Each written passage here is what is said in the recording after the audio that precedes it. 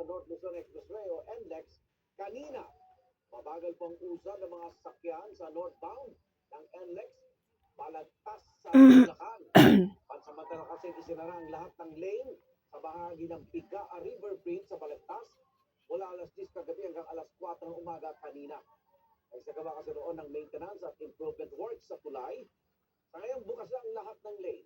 Asahan daw ang light traffic sa expressway. Gumugulong na ang motu proprio investigation ng Ombudsman sa mga dinawit ni Zaldico sa issue ng flood control. Kasama sa mga iniimbisigahan, sina resigned Budget Secretary Amena Pangandaman, dating House Speaker Martin Romualdez at si Pangulong Bongbong Marcos.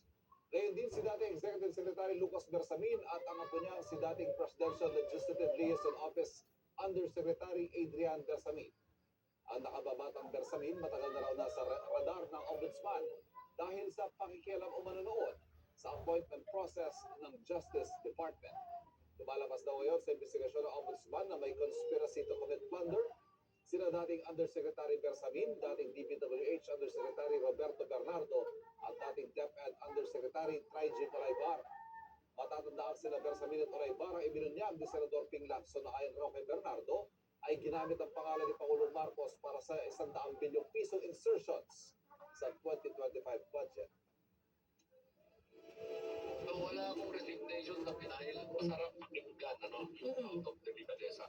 Pero, hindi naman totoo yan. Hindi ako nag-resign. At alam mo kasi, pag sinabi mong nag-resign ka, parang may tinatakbuhan ka.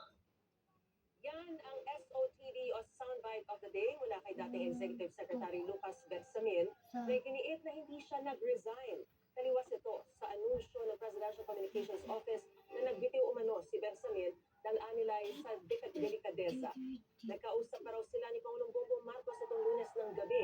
Ayon pa kay Bersamin, isang malapit niyang kaibigan na hindi na niya pinangalanan ang tumawag sa kanya at nagsabing kailangan na raw niyang umalis bilang Executive Secretary.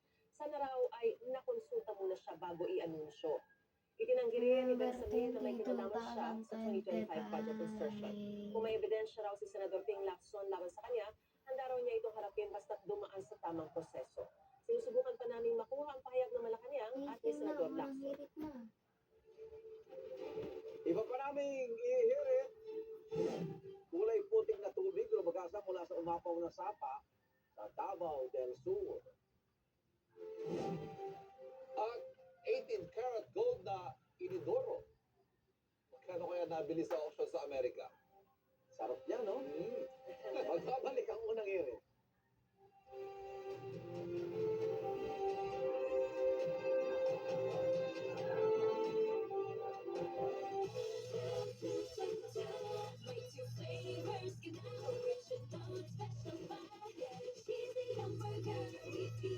Cheesy, yeah, my two flavors, the original.